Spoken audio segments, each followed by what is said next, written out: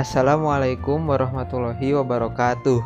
Halo semuanya, perkenalkan saya Ilham Maulana.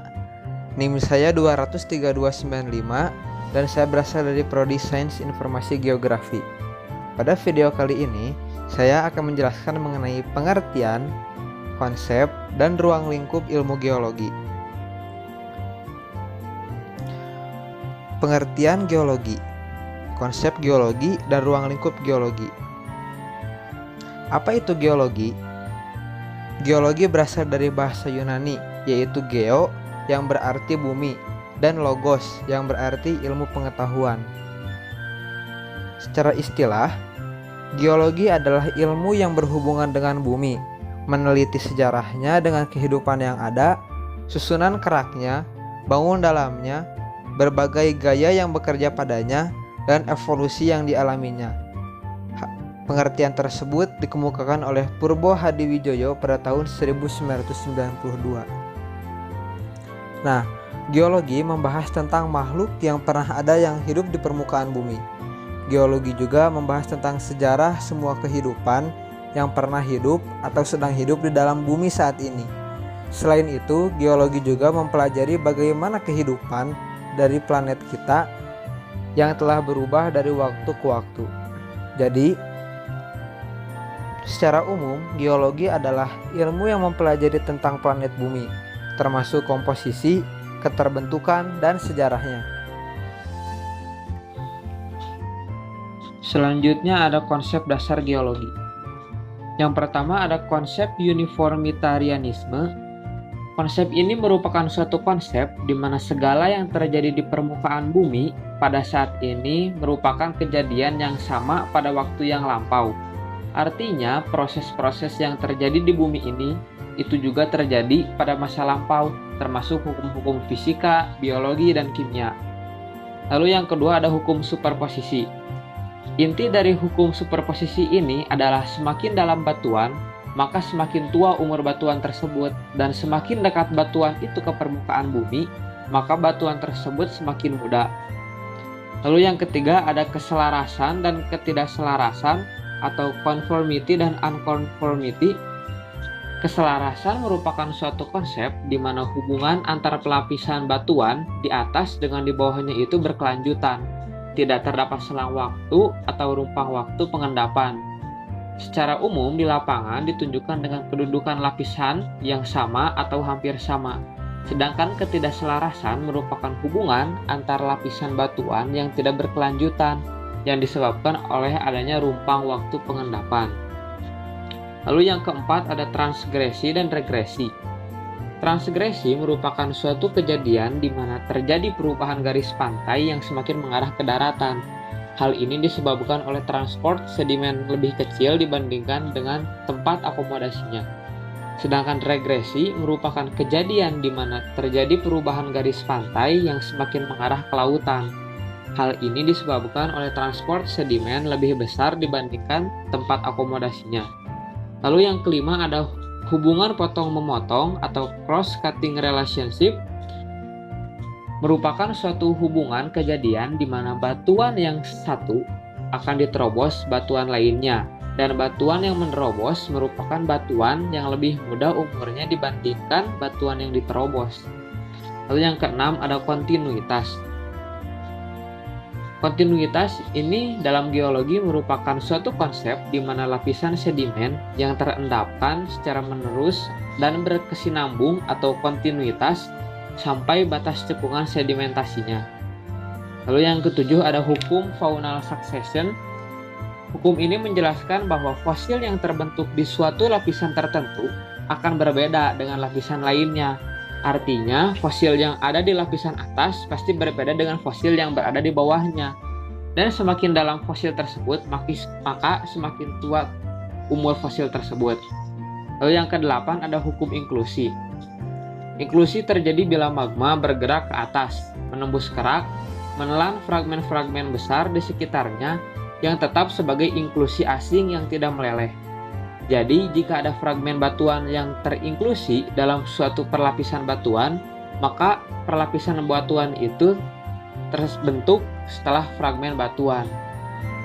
Lalu ada ruang lingkup geologi yang saya akan jelaskan. Yang pertama, ruang lingkup geologi ada atmosfer, yaitu lapisan udara yang menyelubungi bumi. Atmosfer atau selaput lapisan udara ini sepintas nampaknya tidak mempunyai peranan yang berarti terhadap lingkungan geologi. Sebenarnya fungsi dari atmosfer adalah media perantara untuk memindahkan air dari lautan melalui proses penguapan ke daratan yang kemudian jatuh kembali sebagai hujan dan salju. Lalu merupakan salah satu gaya utama dalam proses pelapukan dan bertindak sebagai pengatur hasanah kehidupan dan suhu di permukaan bumi. Atmosfer di sini berfungsi sebagai pelindung dari permukaan bumi terhadap pancaran sinar ultraviolet yang tiba di atas permukaan bumi dalam jumlah yang berlebihan.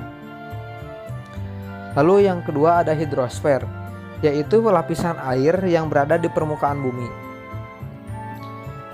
Menempati ruang mulai dari bagian atas atmosfer hingga menembus ke kedalaman 10 km di bawah permukaan bumi, yang terdiri dari samudera, gletser, sungai, dan danau, uap air dalam atmosfer, dan air tanah.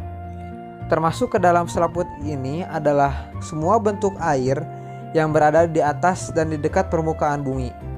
97,2% air di bumi berada di laut dan samudera, tetapi mudah untuk menguap dalam jumlah yang cukup besar untuk selanjutnya masuk ke dalam atmosfer dan kemudian dijatuhkan kembali ke bumi sebagai hujan dan salju.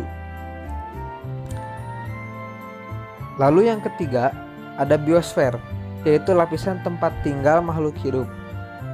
Biosfer adalah bagian luar dari planet bumi, mencakup udara, daratan, dan air, yang memungkinkan kehidupan dan proses biotik berlangsung.